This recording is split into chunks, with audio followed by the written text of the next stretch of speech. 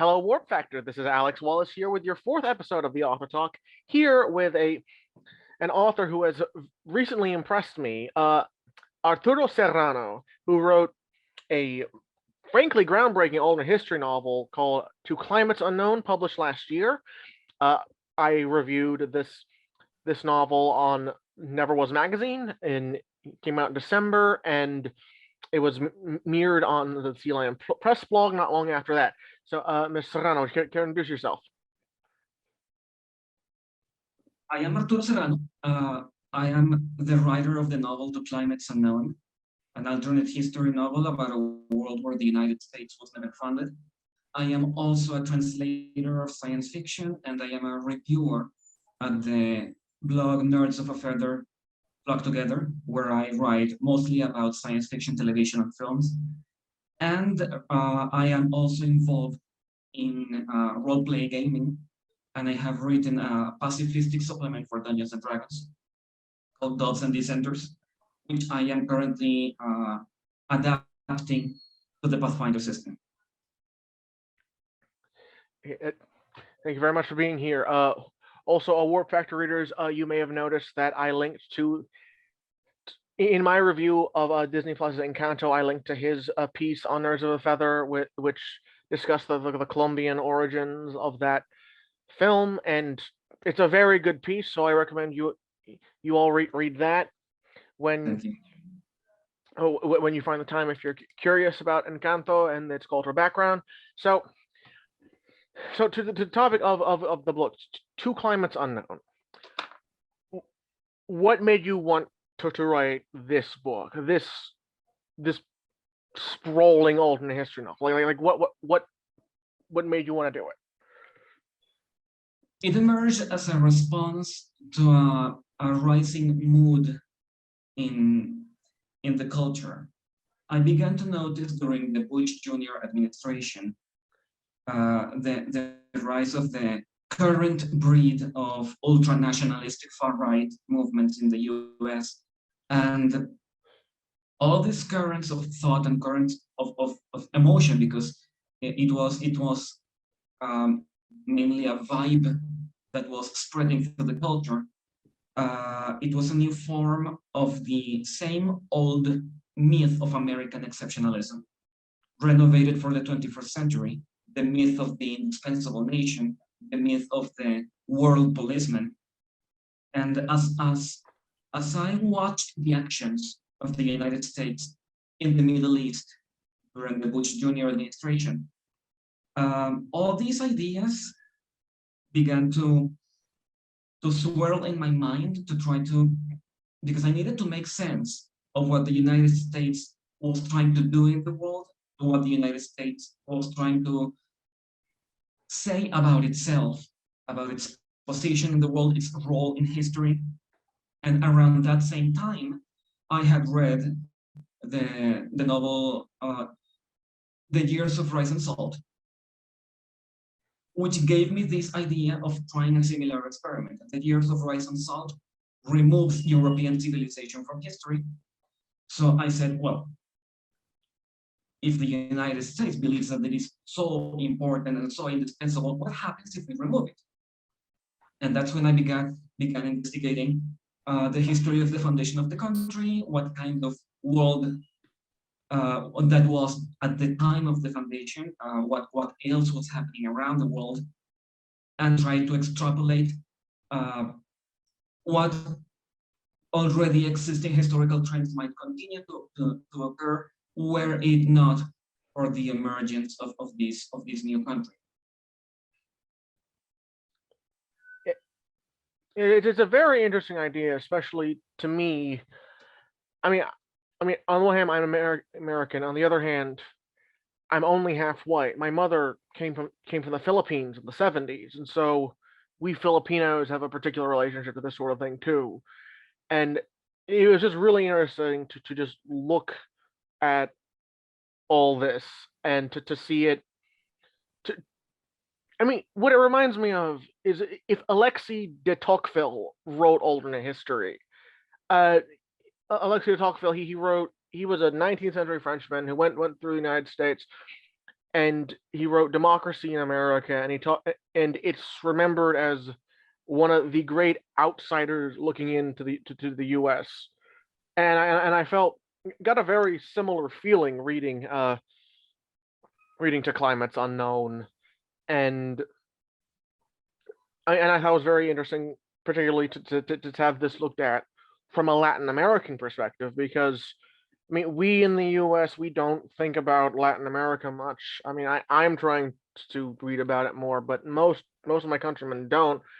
When in reality, it's one of the parts of the world that that really the U.S. has mucked around in the most.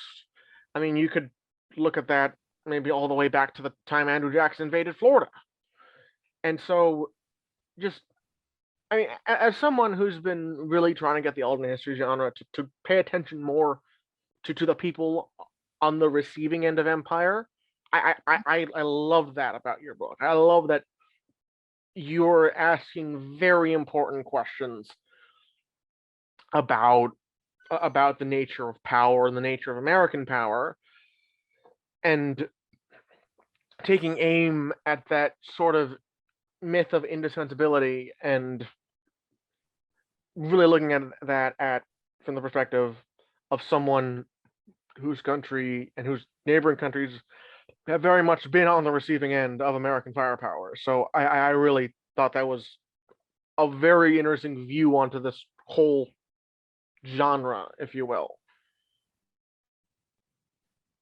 During my research for the novel, I of course looked up titles written by American writers about how they had imagined a world without America. But what struck me as really interesting was the way in which American writers tend to change the origin of the United States. Usually it's because either the American Revolution fails and the British stay as colonial rulers, or because the Civil War somehow dismantles the country or disintegrates the country.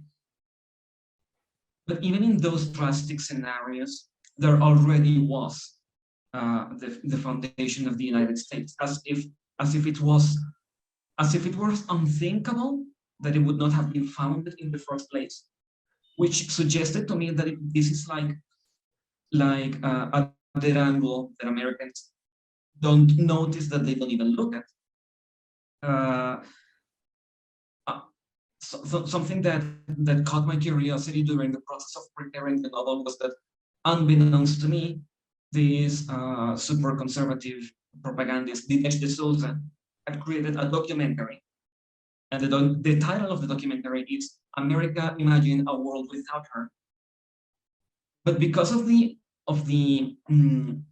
assumptions that already exist in American conservative culture, to imagine a world without America is simply a turn of phrase, a rhetorical turn of phrase, not an actual exercise to imagine, because to imagine it means to challenge the notion that America has a fate to fulfill in the world. This idea that dates from the notion of the city on a shining hill. Yeah.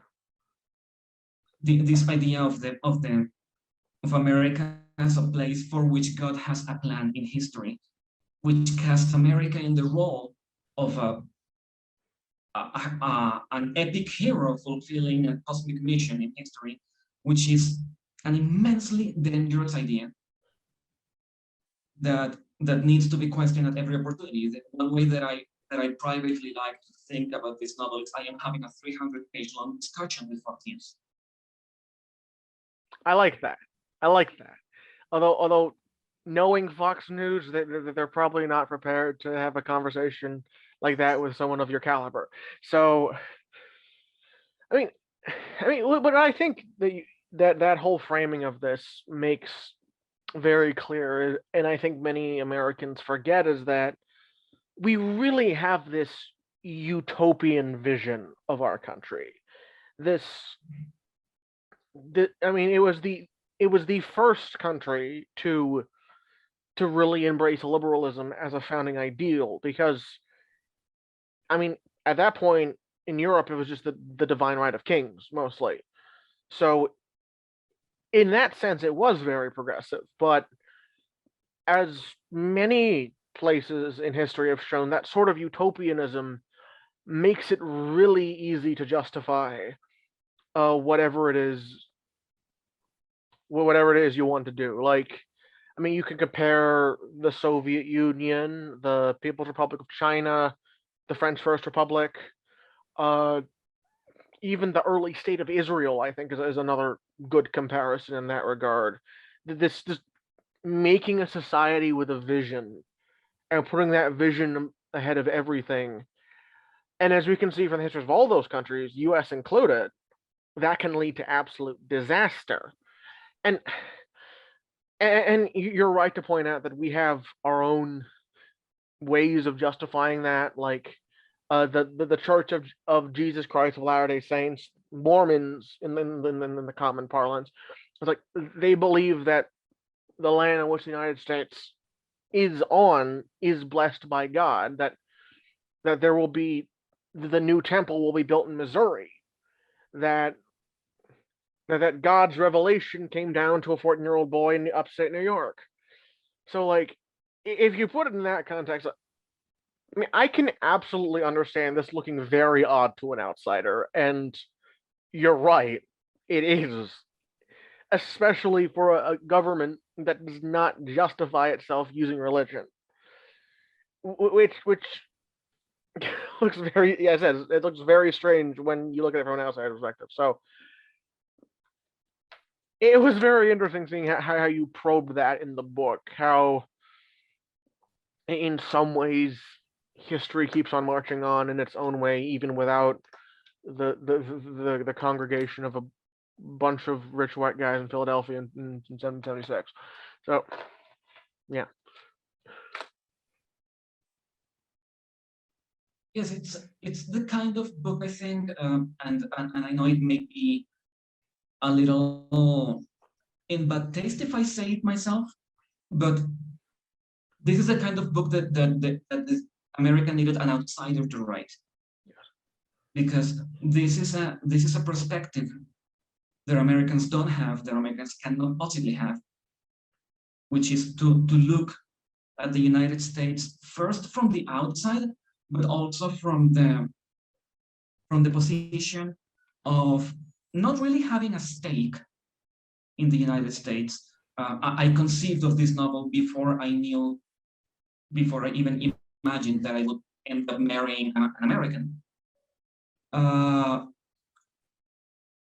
So it did not present any personal stake for me. So I was pretty much free to play with the concepts and play with the possibilities, which may have been too personal for an American writer, maybe may have gone too close to home for comfort. Which is why I say it may be in bad taste to self-aggrandize in this way, to say that this book needed to exist, that would be up to each reader to decide. I needed this book to exist because I needed to explore what was happening with all these ideas about history and the course of history, and whether history can be said to have a fixed direction or fixed rules or universal patterns that occur in every possible timeline. And all these ideas were important to me at that time in my life, because I was very much affected by the events during the Bush Jr. administration, even though they did not happen to me, even though I do not live and have never lived in the Middle East. Still, I found it very troubling, very alarming, especially as someone who had grown up on a diet of American media, fed a constant parade of messages about how awesome and cool America is. So the Bush Jr. administration was a turning point for me, because it coincided with my passage to adulthood. It coincided with the development of my own political identity. So those ideas became became foundational to my sense of who I am as a political subject and who I am as a writer. Speaking of, as an American, I think you're absolutely right that this is the sort of book that need to be written by an outsider because I mean our right wing thinks that this country is God's gift to mankind, and I think there are a number of strains on our left wing that sort of invert that in an equally incorrect way, that the United States is the sole source of all the world's ills and really ends up denying the agency of literally every other country on the planet, which I find to be deeply problematic in other ways. And I mean, there's this strain that says like the U.S. used third world dictators to do any number of awful things, which there is truth to that, but like whatever country you're talking about, their own people had agency in perpetrating that, and the people on the receiving end also had agency in fighting back. And so it's again that sort of American exceptionalism that assumes we are the only ones with agency, and that's just incredibly wrong with looked at in any honest way. And so I absolutely agree that this is a very necessary look at the effects of American power, the price of American power in many parts of the world. I mean, as I said, I'm half Filipino, so it certainly had a cost for when my grandparents grew up. So yeah, absolutely, it's very much a. I mean, I'm not sure post-colonial is the right word, but it has a relationship to that whole. Let's look at the receiving end of all this and see what it actually did, and I thought that was very valuable. Well, I'm not sure if it could be classified as post-colonial. It is certainly anti-colonialist. And that is also a conversation that needs to happen, because for American conservatives, it can be very uncomfortable to even consider the idea that to this day, the United States is a colonial regime.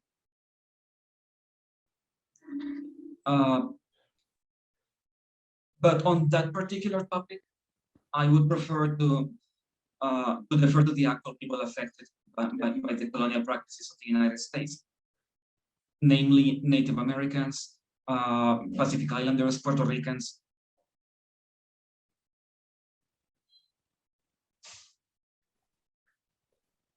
Yeah, as the whole decenter the ruler's gaze on history, which I think is a very pernicious thing in the alternate history genre, and I think it gets worse and worse the more I think about it.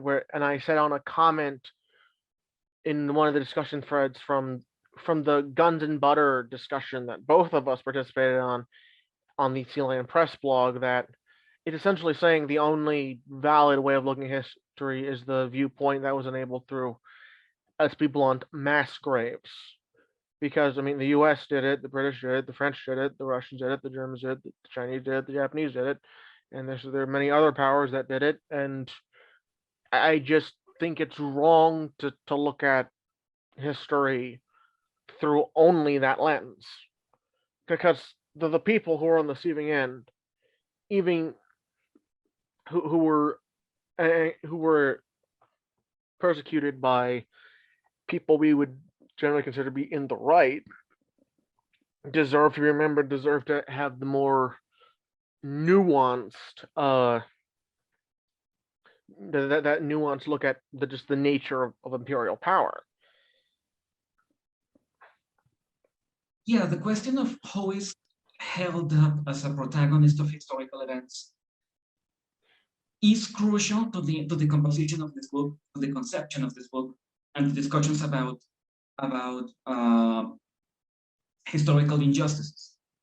Uh, what I have noticed in the way that the United States tells its own history to itself is that it very unabashedly gives it a mythological sense, not only in the not always appropriate comparisons to the Roman Republic, but even in the epic role that is given to the founding figures of the country.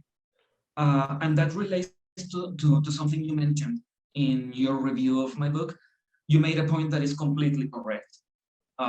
Plymouth is not the origin of the United States, it is Virginia. And the reason why I decided to focus on Plymouth instead of Virginia is that while Virginia is the historical, factual, material origin of the United States, Plymouth is the mythic origin.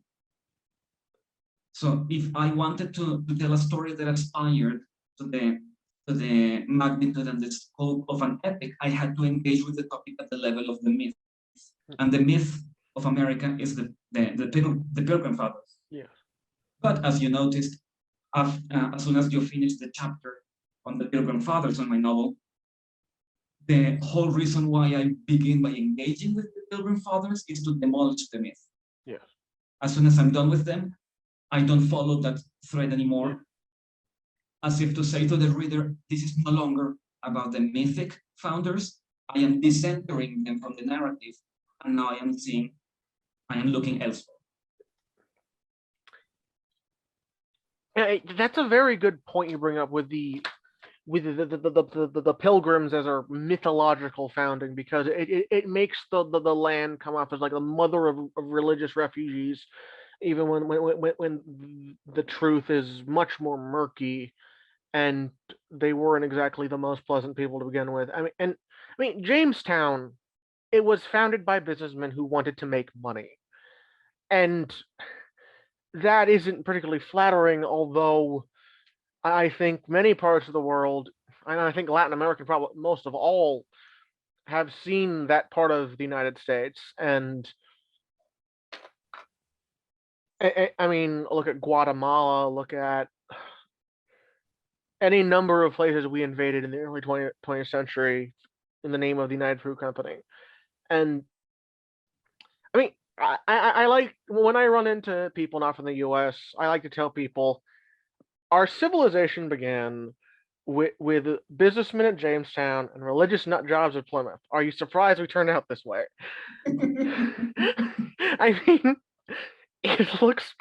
I mean, I think there's a link to that, especially with the recent discussions of the Supreme Court. However, that one has to be very careful when making that kind of arguments, because it lends itself to some damaging usage. For example, in Colombia, when we talk about corruption, political corruption, or urban crime, or the general character of the Colombian people, some Colombians point out, well, the Spanish crown hired criminals to colonize Latin America. No wonder we turned out to be so corrupt, which is a very poisonous argument. And it is probably wrong. Look at Australia. Australia was also colonized by criminals, and currently it is a relatively peaceful place to live in, if you're white. So I would be very careful with making the kind of argument that history and demographics is destiny, because it is probably wrong. Fair. I mean, there's very much a balance to be struck in extrapolating from historical trends on the one hand, but taking them as saying that it's a national curse, for lack of a better term. I mean, there's this common sentiment in the West that Russia is forever doomed to autocracy, and frankly, they say worse about China and other places in East Asia. But Japan's a democracy, South Korea's a democracy. There are other troubled but democratic countries in the area. I mean, India is the world's biggest democracy, so that alone should put the whole myth of Oriental despotism to rest. And so you bring up a very good point, and I think you show that well in your novel, where I mean, from my perspective, for most of the novel, the world seems neither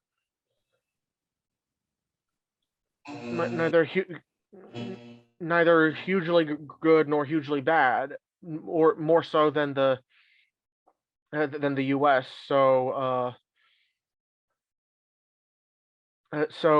I think you're working in. I can see that in your novel. What I'm trying to say, and Well, I was consciously trying to be balanced in the consequences of the absence of the United States. I Because I was aware that if I showed the world being significantly better, I would be falling into one of the cliches of ultimate history, which is the revenge fantasy. But also, if I show the world turned too much to the worst, I was doing hagiography, yes, and those were both cliches that I was all through the process of writing the novel attempting to avoid, because I am not only exploring things that I have to criticize about the United States, but also exploring what good things and uniquely, mm-hmm. truly exceptional things to be praised about the United States we would have missed without it. Mm, However, when I reach the final chapters, and I propose this idea of people from the colonized parts of the world arriving at the same ideals of representative government and pluralistic democracy, it also implicitly makes the points that while those ideals would have been necessary, would have been missed in a world without the United States does not own those ideals, and other peoples may have reached the same conclusions about how societies should be ordered and managed. Which is, I think, a very salient point, because I mean, I would agree that the U.S. very much gave it a boost, but like the roots were there in Greece. It was definitely the talk of the European intellectual class in the 17th, 18th century, and so I think that it could have happened elsewhere. That there's a British tradition of it that that we took from, and also it was there in the French Revolution, so I could see France coming up with it, and probably I could see it being a response to the Holy Roman Empire in Germany, or to the rule of Pope in Italy. So it's by no means set in stone here, but I mean, as it turned out, I think that the American Revolution definitely gave it a boost. Just the way the coins fell in this world. Funnily enough, all those scenarios that you mentioned, that the idea of America was circulating before America happened, was a problem in the composition of my novel, because I knew that if the foundation of the United States didn't happen, someone else would do it somewhere else. So the whole argument that I was trying to make would be moot, which is why I had to eliminate the entire uh, British liberal political tradition, which perhaps I solved a bit more drastically than it may have needed, which is why I insert the chapter where I kill René Descartes and I eliminate the possibility of the entire modern ages. So I eliminate the possibility of the rise of modern political thought. I needed that to keep Europe static in a pre-modern state, to explore what happens not only without the fact of America, but without the idea of America. Without the notion of a liberal society as something to aspire to. Yeah. Which I think is very interesting. I think that when you put it that way, is I think very much shows the influence of the years of Ice and Salt. Just you have to just wipe it out entirely, not just not just the idea, but the society from which the idea came in order to make this world. And so that's very thorough, and I appreciate that. And I think more alternate history needs to be like that. It's a very rare thing for alternate history to be this thorough, this thoughtful, because it's the here. It's just not just a thought experiment. It's real, like actual, in the most literal sense possible, world building. And I think that's a deeply impressive thing, especially when you also had so many interesting characters and just the good interpersonal aspect to it. And it's a hard thing to balance, and it's what really made me like it. That's something I learned from reading Ken Follett mainly. Ken Follett was hugely formative to my approach to writing in the way that he positions characters as individuals with their own personal lives and their personal problems, but also as part of history. And I really like the way that Follett makes individual actions have repercussions that in the end have consequences for history, but also how the changes in history have consequences for the individual. It's the whole, in some ways, it's the whole great men of history versus broad trends of history, and how those two are really kind of reciprocal. And it's kind of a mess, but this world is a mess, so it makes sense that trying to study it would be a mess. And yeah, I could absolutely see the influence of. I mean, I haven't read Kedfall, but I've read other of like those big history book writers. I think in your afterword you mentioned Edward Rutherford. I've read Yes. one of his books, or James Missioner is another one in the American tradition, and I could absolutely see that here, and I think that's a something I'm surprised that the alt history genre hasn't done more of.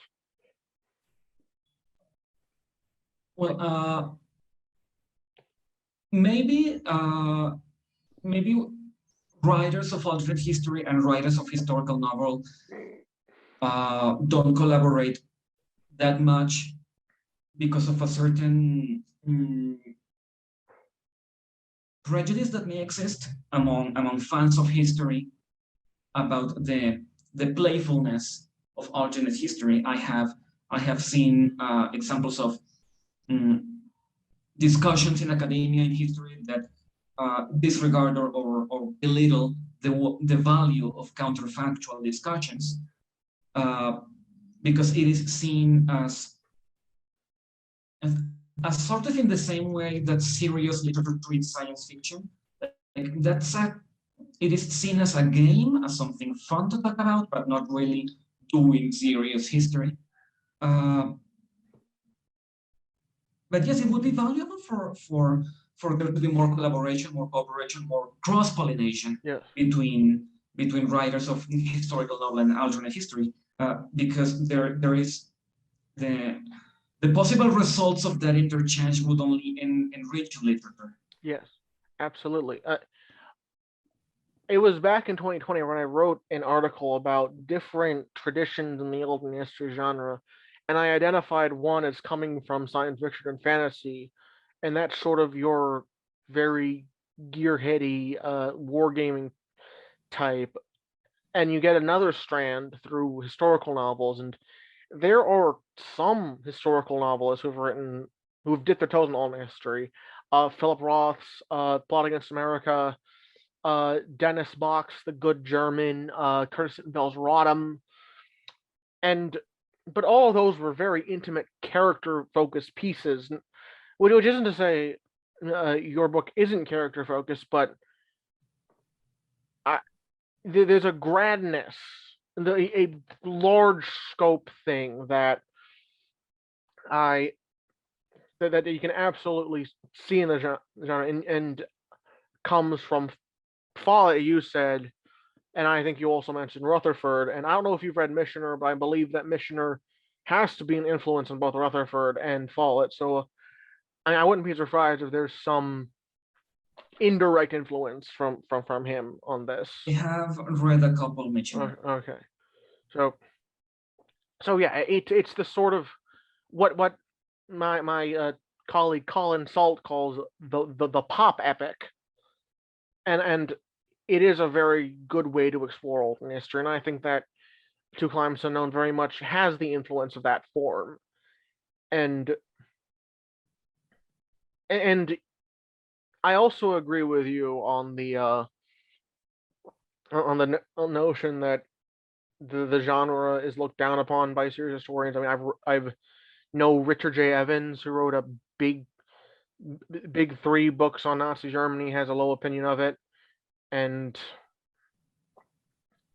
I mean it's because it's an inherently slippery field. It's not objective in the way that the sciences are, and I mean, as Brett Devereaux said in his defense of the humanities, that uh, that science is about numbers, the humanities, history included, is about language, and language is a slippery, subjective thing, and so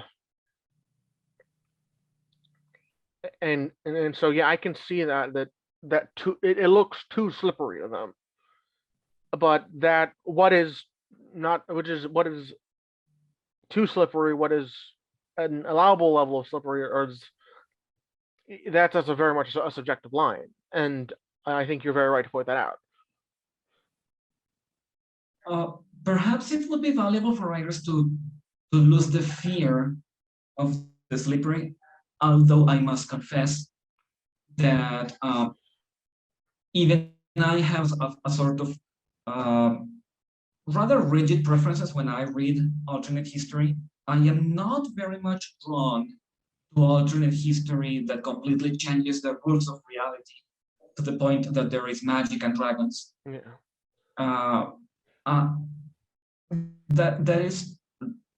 That is sure one thing to read, but that is not what interests me about the possibilities of the genre. Mm-hmm.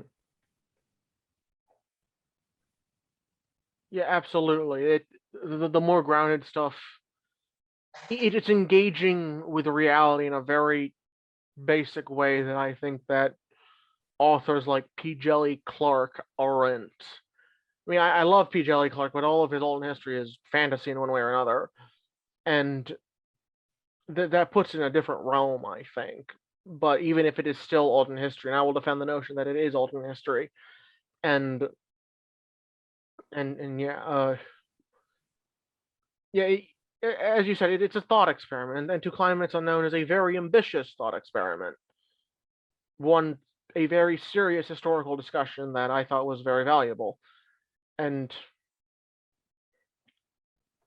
yeah, now about the possibilities of the slipperiness, one should also be cautious about going to the other extreme of demanding a sort of rigid mathematical linearity to the quote unquote laws of history, which is something that one can notice in some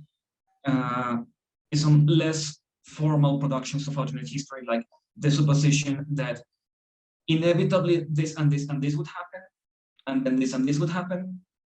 That is the other end of the spectrum, which is to remove the literature from the exercise of alternate history. yeah, absolutely. I mean that's treating alternate history like a science, and it really isn't a science because you can't quote unquote prove things in this sort of speculation because you can't rewind time, change something, and let it go again because I mean we don't have time machines, to put it bluntly. It's like we just can't do that. We can't exactly replicate a initial situation. Like there's what's called natural experiments in what they call in social sciences, and looking back to when I studied a social science in university, uh, like they use the American Vietnam War draft as one example of a natural experiment, and even that's not the experimenter changing thing. That's just an observation of what happens, and so it it can be bluntly dehumanizing. And I think that sort of dehumanization of history is something that I think the genre suffers from. And I think A Two Climates Unknown is a very good way of sort of squaring the circle in terms of getting both the individual and the grand sweep, because I mean both exist, both have influences, and we're beholden to both. So it's impressive for that reason. It sort of gets the core of why we are interested in history, to put bluntly. And that's Those what I like. concerns, about plausibility and believability were on my mind when I was preparing the ebook for self-publication. When I was at the page where one would normally find in a book the usual note, this is a work of fiction, all characters are imaginary, so on. That's what led me to write, okay, yeah, this never happened, but events that didn't happen can carry truth.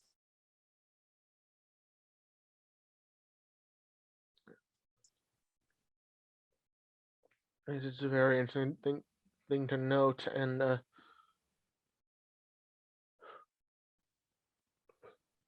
where was I going with that? Sorry, I'll need to cut this out. So so another aspect of this I think is very much worth discussing is how it sort of uses a traditional alternate history format, the epic, the one chapter, one part of the world, next chapter, next part of the world, next chapter, and you keep go through history, but the characters are at best somewhat only tentatively related to each other in terms of like actually encountering each other, but they're connected in the grand scheme. And so, I mean, I think one of the more traditional forms of that is Robert Silverberg's Roma Eterna. I don't know if you've read that. It's I very good. haven't. It's a very good book. Uh, So that structure I directly learned from the Years of Ice and Salt. I have also been seeing it be used in Sauron by Edward Rutherford, and it helped me solve the problem of how do I talk about the entire planet without overwhelming the reader. How do I talk about the consequences of this event for everyone on Earth without having to juggle 12 plots simultaneously happening? It would have broken my head, it would have broken the reader's head. So the approach that one sees in the Years of Ice and Salt was certainly useful when I was preparing the plot and the connections between the segments of the plot. Especially in the way that the Years of Ice and Salt selects when and the combination of when and where an event happens, when it is appropriate to direct the attention to China, when in history it is then appropriate to direct the attention to what is happening in Africa. And that selection was part of what helped me maintain an ongoing flow of events, even though the events are broken in parts. yeah, it's a sort of thing structurally. I think I would guess is probably a bit hard to actually figure out, but when it works, it really does work. And it works in your novel. It works with Robinson. It works with Silverberg, and it works in Rutherford too. I read Ruska a couple of years back, and the way that the things keep popping up even in at times you don't think they would is, I'd imagine, that's a very delicate balance to strike. And I mean, I haven't done it. I only write short stuff thus far, but I mean, it's an ambitious thing, and I respect that greatly. And it is a step away from the way that novels are commonly written, because the common tendency in novel writing, especially in genre writing right now, is to follow the same character or the same cast of characters through the entire plot.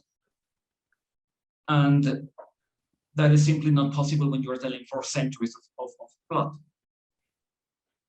At some point, you have to let some characters go. But that also helped me condense the selection of episodes in the lives of characters, right.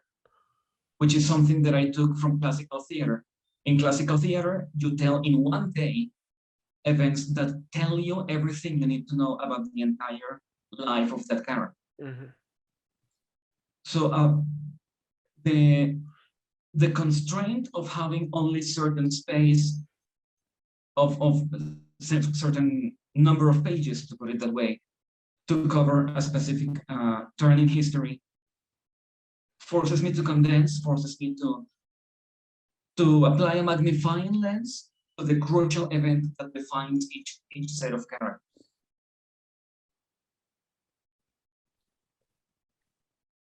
I see the whole. I mean, having to yeah, that sort of searching for what's important. I think that's a very crucial thing to know how to do when you're writing alternate history. Because I mean, I think we've both read a lot of internet alternate history, which doesn't know how to do that, and really just drags on forever.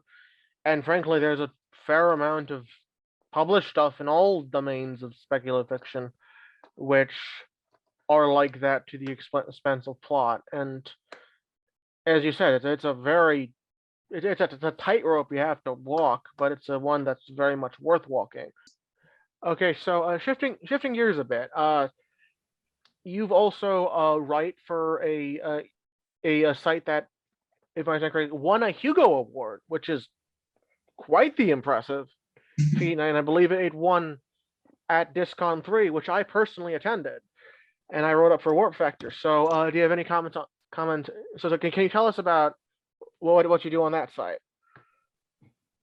Nerds of a Feather is a fanzine that covers science fiction and fantasy. They have existed for several years now. I was fortunate enough to join them last year as a reviewer. I have sort of informally ended up occupying the niche of the film and television critic. I myself, I'm a big fan of television, and it has been nice to see the conversation about science fiction from both ends, as a critic and as a writer. It opens up a lot of my perspective on how trends in science fiction are moving, on how the discussion on science fiction has shifted, on how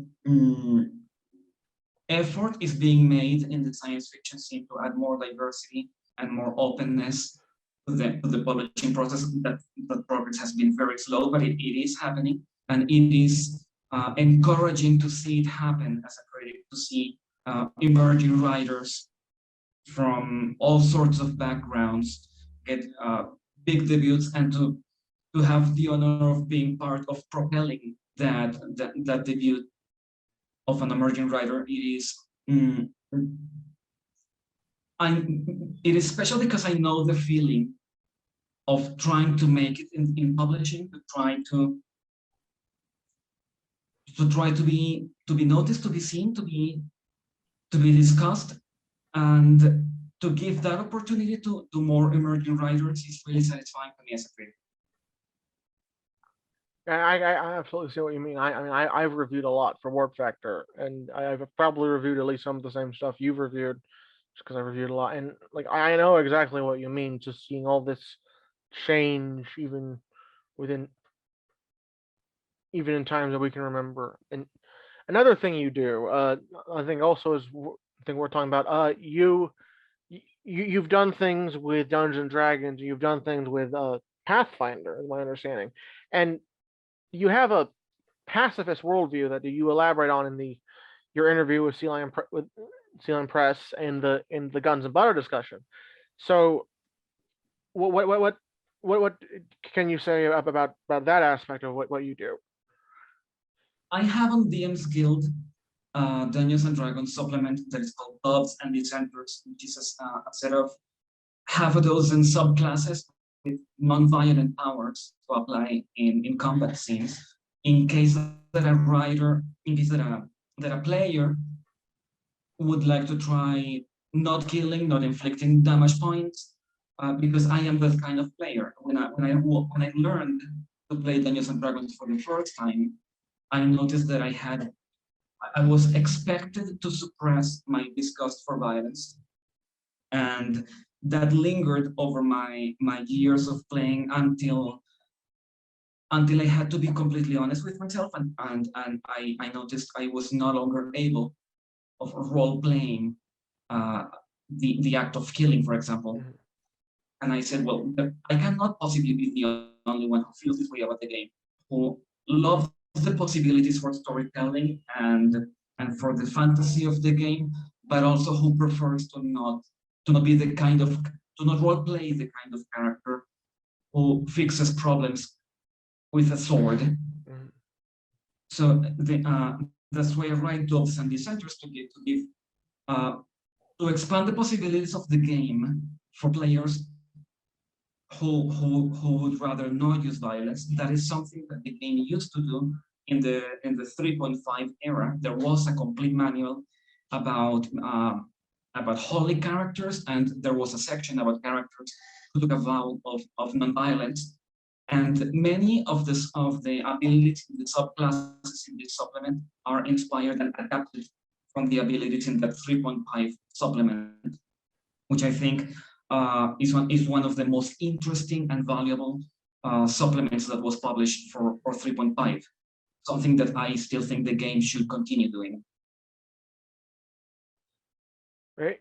Yeah, that's very interesting to just look at this as to look at these sort of role playing games, something other than combat simulators. And as you've written elsewhere, this sort of tabletop role play comes in part through wargaming in the early 20th century, and that's one of the things that goes into it. And having run one D&D campaign, I found the combat just in purely mechanical terms be probably the least interesting element of it, partially because it just takes up so much time. And I agree that that's a very interesting way of looking at this system and how it can be used and be used in ways that go completely against one of the core assumptions of this sort of game. And I think that's some very original thinking again, which is something I mean you're very good at given the novel and this. So call me impressed again. So looking at the time, I think we're running up on the hour or so, and I think it's run its course. So unless there's anything else, I'm going to say thank you very much for being on our show, Mr. Serrano, and thank you Warp Factor for watching this and making this possible. And good night. It has been a pleasure.